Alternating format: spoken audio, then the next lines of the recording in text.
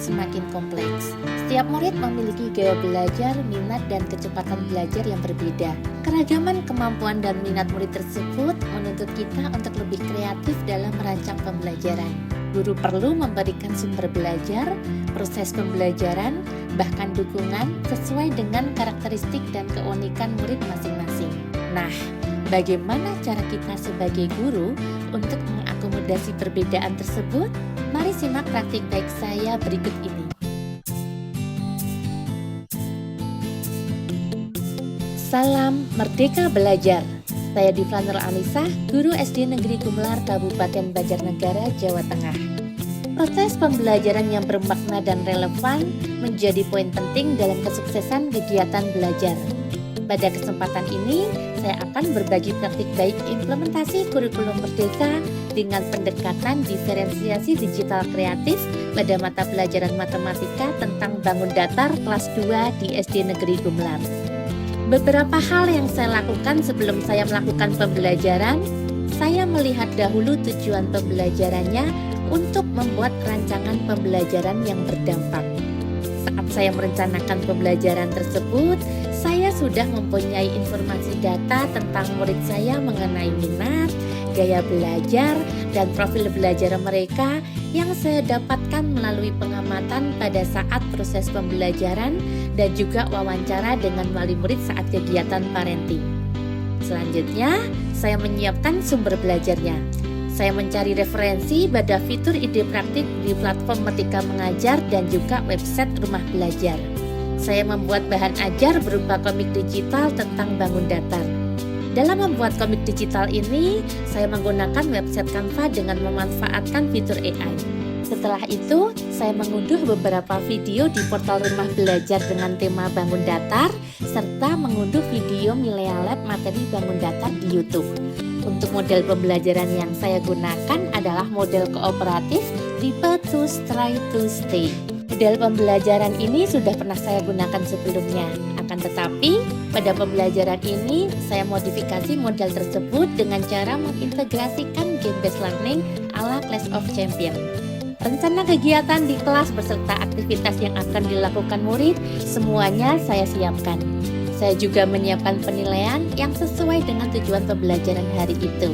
Setelah melakukan persepsi dan juga membacakan tujuan pembelajaran hari itu, saya memberikan stimulus dengan cara mengajak murid saya menyanyikan lagu bangun datar. Kemudian melakukan tanya jawab untuk mengetahui pemahaman awal siswa tentang bangun datar. Selanjutnya, saya menayangkan video pembelajaran materi bangun datar dari portal Rumah Belajar.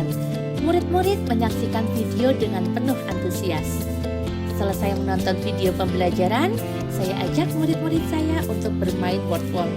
Mereka terlihat sangat bahagia ketika bermain papan tulis sentuh. Kemudian saya mengelompokkan murid-murid saya di kelas. Pembagian kelompok berdasarkan hasil asesmen awal yang telah dilakukan pada pertemuan sebelumnya. Satu kelompok terdiri dari 4 murid dengan level kognitif dan gaya belajar yang berbeda. Next, saya membagikan LKPD kepada masing-masing kelompok belajar. Dalam kelompoknya, murid saya berdiskusi dan berkolaborasi menemukan contoh bangun datar sesuai dengan LKPD masing-masing. Masing-masing kelompok saya siapkan komik digital, buku cetak, video pembelajaran, dan virtual reality yang dapat mereka pilih sesuai minatnya. Anak dengan gaya belajar visual, ada yang mencari contoh bangun datar dengan melihat buku komik atau mengakses komik digital yang disiapkan. Anak dengan gaya belajar auditori, ada yang mencari contoh bangun datar melalui video pembelajaran. Sedangkan anak dengan gaya belajar kinestetik, ada yang mencari contoh bangun datar dengan memanfaatkan alat virtual reality dengan Milea Lab.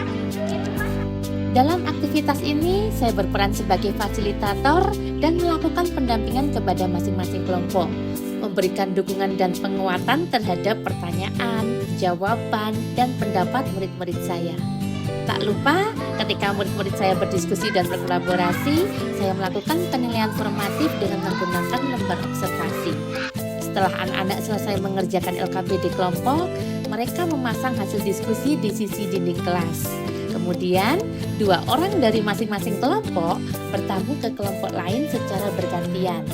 Setelah memperoleh informasi, dua orang yang bertamu tadi kembali ke kelompok dan melaporkan temuannya, serta membahas hasil kerja mereka dan mempresentasikan hasil diskusinya di depan kelas. Untuk menciptakan suasana menyenangkan di dalam kelas, saya mengajak murid-murid untuk melakukan kegiatan ice breaking. Dalam kegiatan ice breaking, saya memanfaatkan website Clash of Champions dari ruang guru. Selanjutnya, dalam penugasan mandiri, murid-murid mematang ram bangun datar yang sesuai dengan minat mereka. Saya mendampingi mereka, memberikan motivasi dan menjawab pertanyaan-pertanyaan mereka dalam menyelesaikan karyanya. Produk yang dihasilkan murid saya gunakan sebagai penilaian sumatif dengan rubrik yang sudah saya siapkan. Untuk mengukur ketercapaian tujuan pembelajaran hari itu, saya juga melakukan asesmen dengan memanfaatkan kuisis paper mode. Saya memilih bentuk paper mode karena murid-murid saya tidak diperkenankan membawa gadget ke sekolah. Di akhir pembelajaran, saya melakukan refleksi untuk mengetahui perasaan murid saya setelah ikut pembelajaran saya hari itu. Seluruh murid saya merasa senang mengikuti pembelajaran. Demikian praktik baik saya dalam menerapkan pembelajaran diferensiasi berbasis digital kreatif pada mata pelajaran matematika, materi bangun ruang di kelas 2 sekolah dasar. Terima kasih. Salam Merdeka Belajar. Terima kasih Bu Tika udah memberi pelajaran yang menyenangkan. Terima kasih Bu Diflat telah menginspirasi dalam implementasi kurikulum Merdeka. Terima kasih Bu Diflat telah memfasilitasi pembelajaran dengan baik.